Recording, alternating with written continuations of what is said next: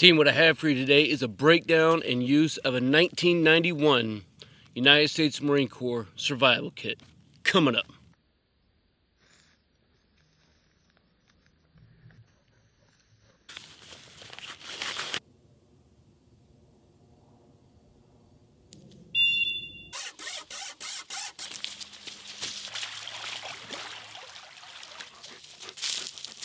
Hey, you're in the camera. Don't tie the line to the end of your finger. All right, team, welcome back to the channel, man. As always, I'm stoked to see you. Today, we are going to be looking at the 1991 United States Marine Corps Survival Kit. Now, as a disclaimer, when I came in 1995, I had no idea that this thing existed.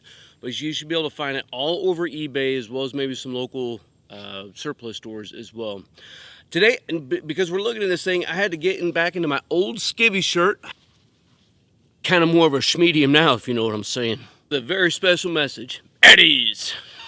And of course I have on my Cadillac, so I'm feeling pretty freaking good. So stand by to Semper Fi. So this kit, we'll see, has an A side and a B side. Now the good thing about this particular kit, the way it was issued, is that it's meant to be cut in half, and then you could place one in your cargo pockets. Now, I don't know who authorizes anybody to put stuff in their cargo pockets, but it is a great kit and it's pre-packaged, so it's easy enough to place in a toolbox,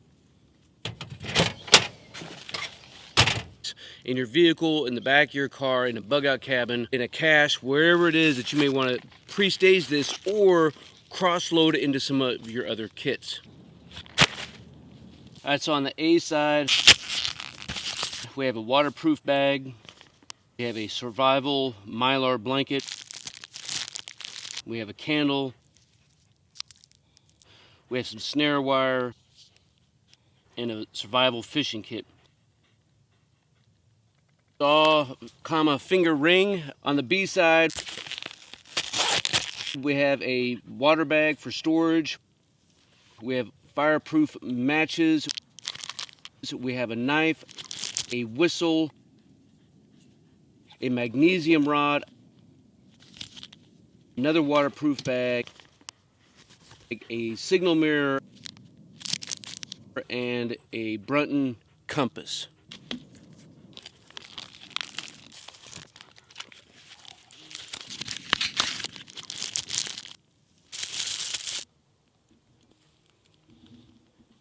All right, team, from here, I think Riggs and I, we're going to push out. We're going to get some of these things into use.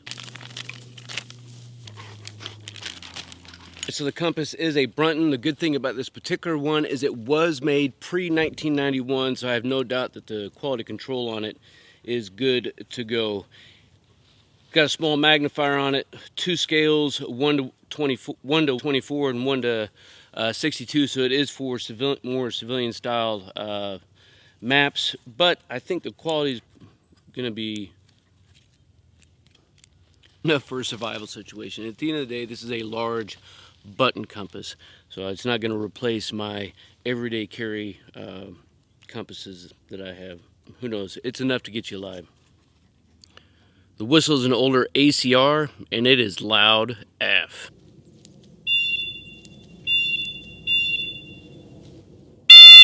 Not too bad. I think this will get somebody's attention in a survival situation.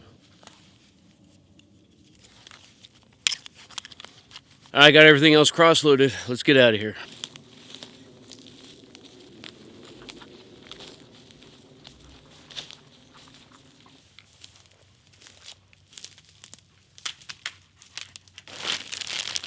All right, so we'll go ahead and try to see if we can't make a little squirrel pole.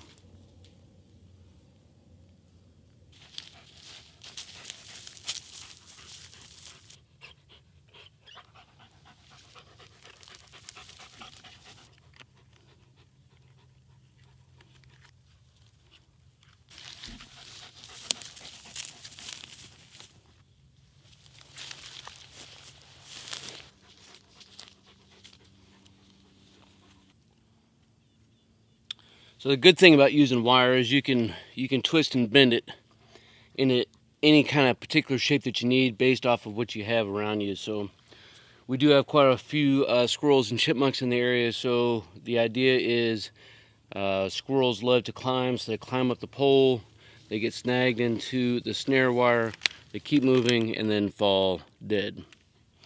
I will say as a warning, get this set back up. The odds of catching game like this, dependent on your area, is slim to nil. So if you're gonna set out 1, set out 10. Right, and so the idea with any survival kit is that you need to be able to effect some basic survival tasks.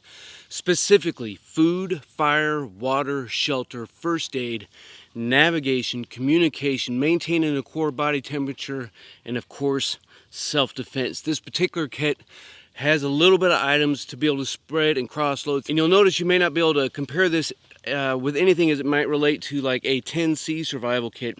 And that's okay, because the most important thing that you need to be able to do ultimately for the short duration is to be able to maintain a core body temperature and be able to communicate with rescue forces. And this kit has all the things that you need to be able to do just that in an emergency survival situation. Of course, I'm going to encourage and challenge you to pack a lot more than what's in this kit. And of course, one of the primary functions that we do need to be able to do is to effect signal. And this particular kit came with an emergency survival signal mirror, so we're going to put this one to the test. As you can see, it has a nice cover to protect it from getting damaged, or more importantly, from glistening against folks that you don't want to be able to see it. So we want to keep this on here, and then before use, we can polish her up. And all we're going to do once we get to the far side is outstretch our hand, place the signal mirror out in front of us, look through the mirror, and then place a reflective edge on the web of our thumb, and then slowly move it up until it's hitting the object that we need to.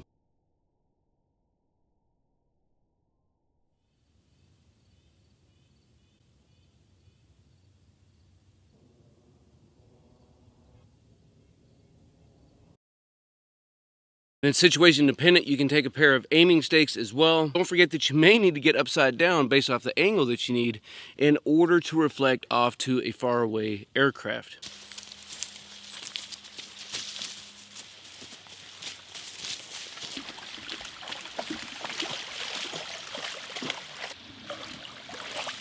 Of course, we do need to think about and maintain some water, making sure that we stay hydrated. Got a nice creek here, and thankfully this survival pack did include a water bags. We're going to use this to collect some water and get back on the road.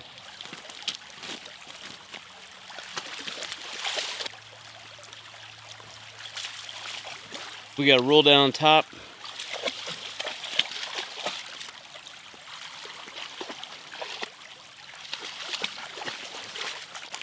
And a nice belt clip. And now we have 3 pints of water that we can transport with us in a good secure bag. And we know for, at least in a survival situation, we're going to be able to stay hydrated. Now this particular kit didn't come with any way of purifying using any sort of chemicals. So we would need to think about how to boil our water, which we can do in a bag. I'll show you that later. But in a survival situation, man, you need to dadgum drink some water. So just be cautious and understanding of where you're pulling your water from, to make sure that you understand what kind of risk that you're going to take.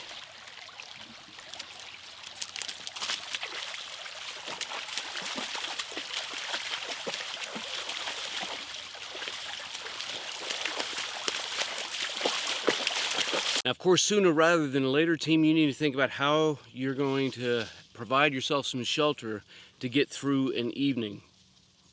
In a contested or permissive environment, it's probably not going to be an option, anything other than finding a spot in some bushes and kind of curling up in the old fetal position. But in a permissive environment, you do need to think about how you're going to maintain a core body temperature. In this particular kit,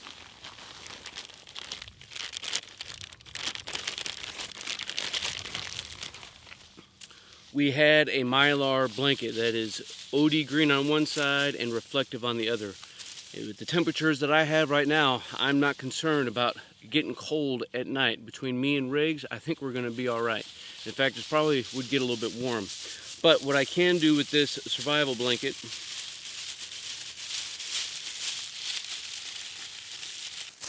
is use that reflective side, again, for some additional communication and signal capabilities. rocks down, make sure it doesn't blow away in the wind, and now I have a reflective pattern that should a helicopter be flying overhead, they are going to see that thing a mile dadgum away.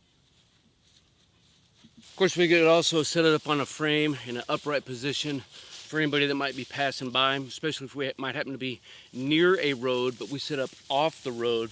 Should somebody pass down the road, that way they would know that there's some sort of person in the area who's in need of assistance.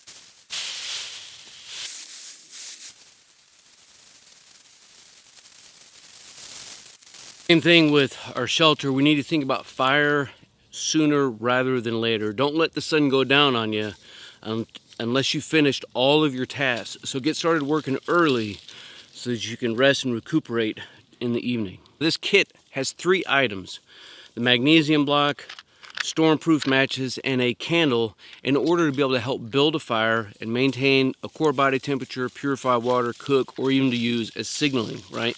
Always think, how can I use one item for multiple tasks? Now, of course, matches are pretty self-explanatory, especially these storm-proof dudes. They are outstanding. Candle can be used to help extend that flame. As we saw that although it lasts a little while, it doesn't last forever.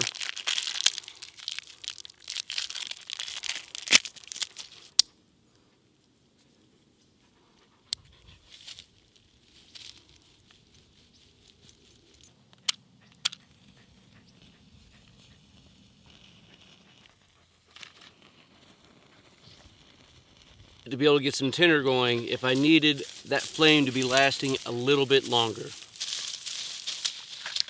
In addition, of course, if I have a shelter that's enclosed, I can use this candle to help build the ambient temperature inside that shelter. And of course, it can be used for just giving us some light.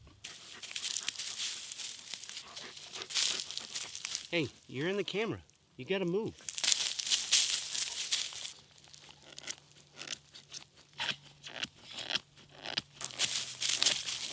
The knife itself doesn't have a 90-degree spine, but the beer can opener does, right? PBR for the win.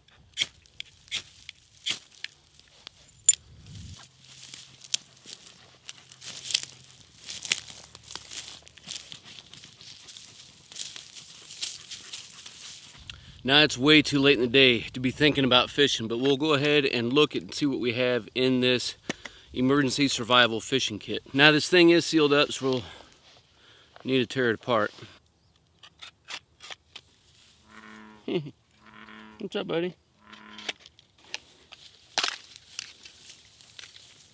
Yeah, fishing instructions. So it says we got some fishing instructions.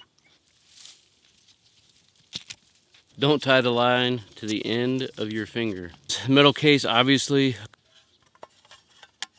Some hooks, number 6 size.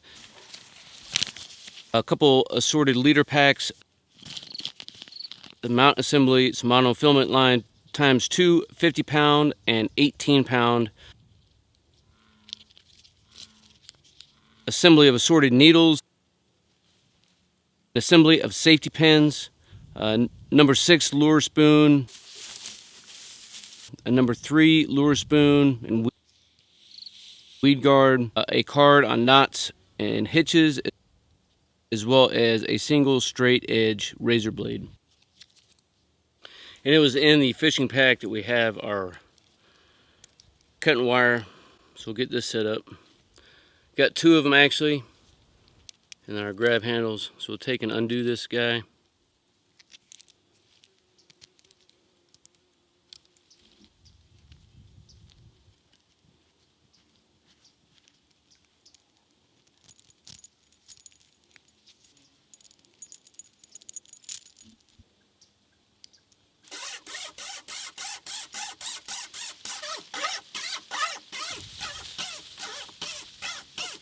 Whew.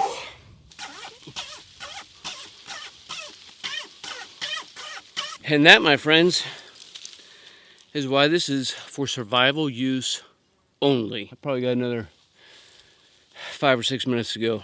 All right, team, hope you enjoyed the content of the video. If you did, make sure you like it, but more importantly, leave some comments down below about this 1991 Marine Corps survival kit. I'm gonna let him have some fun. We're gonna cool off a little bit and then take it back to the house and drink some dadgum Tears of a Commie. Until then, you stay out there, you keep grinding, and you stay stoked.